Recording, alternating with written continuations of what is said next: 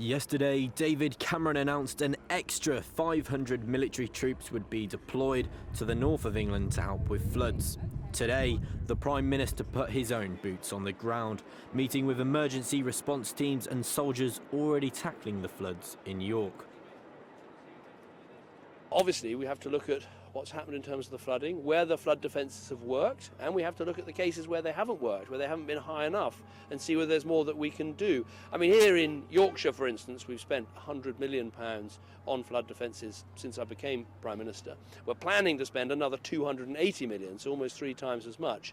But, that's of no comfort, obviously, to the people who've been flooded here in York. And, all our hearts go out to them. To be flooded is a terrible experience anyway, and it's even more terrible when it happens at Christmas or New Year, a time when people are meant to be at home with their families and celebrating.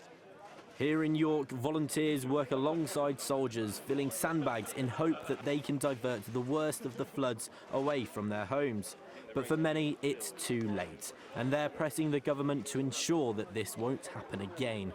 Well, we're spending more in this Parliament than the last one, and the last Parliament we spent more than the one before that. But of course, after any of these events, we should look at what we're planning to build, what we're planning to spend, and think, well, do we need to do more?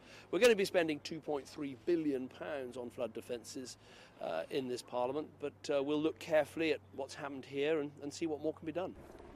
With towns and cities still submerged in water, it's clear that the government still has a lot to do to protect Britain's homes from further flooding.